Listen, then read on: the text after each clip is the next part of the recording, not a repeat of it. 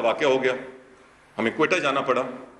وہاں میٹنگ بھی ہوئی اور ایک علیحدہ بھی ملاقات ہوئی جس میں آرمی چیف اور پرائم منسٹر تھے, میں بھی تھا. تو وہاں 3 ایشوز پہ ڈسکشن ہوئی جس پہ باقی میں جانے. تو تیسرا ایشو تھا, آرمی چیف نے پرائم منسٹر سے کہا کہ وہ جو ڈان کے سلسلے میں انکوائری تھی وہ اس کی اس وقت تک کیا پوزیشن ہے. چودھری صاحب سامنے بیٹھے ہیں. تو پرائم منسٹر نے میری طرف دیکھا تو انہوں نے کہا چودھری صاحب اس کہاں تک پہنچے ہیں. تو میں نے کہا جی میں کل سے تیار تھا مگر آج ہمیں یہاں آنا پڑا, تو میں اس کے لیے تیار ہوں جیسے ہم واپس جاتے ہیں.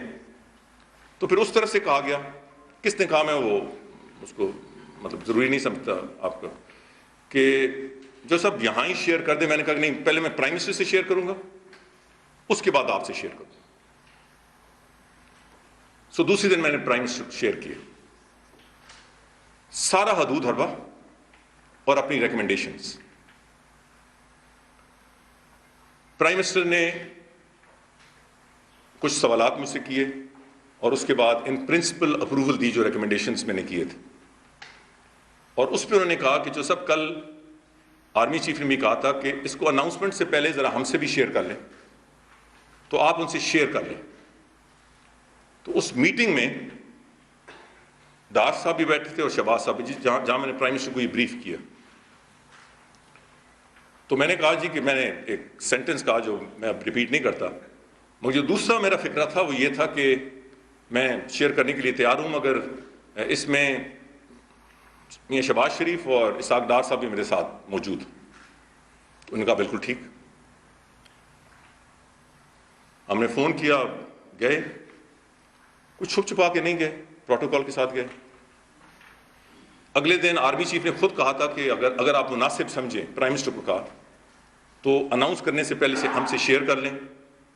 اس حوالے سے گئے. نہ یہ کوئی بریفنگ تھی, نہ یہ وہ رات کے 11 بجے میٹنگ تھی, نہ کوئی چھپ چھپا کے میٹنگ تھی. کچھ لوگوں کا ایک وتیرہ بن گیا ہے کہ انہیں ہر چیز کو ڈرامٹائز کرنا ہے اور اس کو جھوٹ کا لبادہ اڑانا ہے.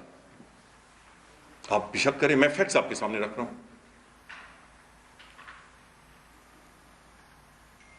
دونوں چیزوں سے جو 2 ریکمنڈیشنز ہم نے دی تھی, میں نے دی تھی,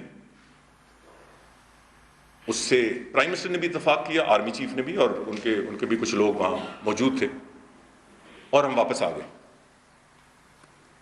دوسری دن صبح پرائم منسٹر سے میٹنگ ہونی تھی اور ان سے شیئر کر کے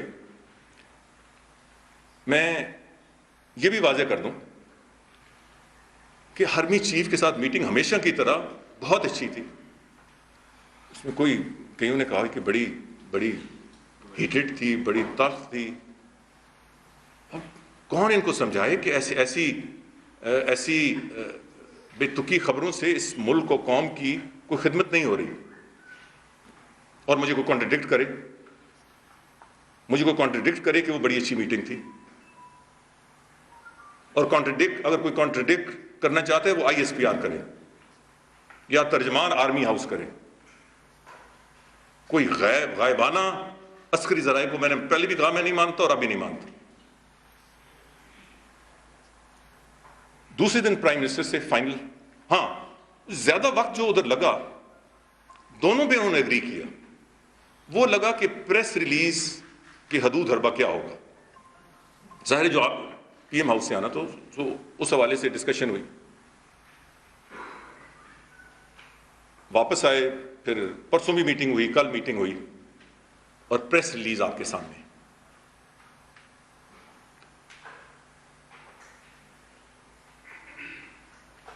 ہم بھول جاتے ہیں کہ دنیاوی کاموں میں ہم اکثر اللہ تعالیٰ کو بھول جاتے ہیں.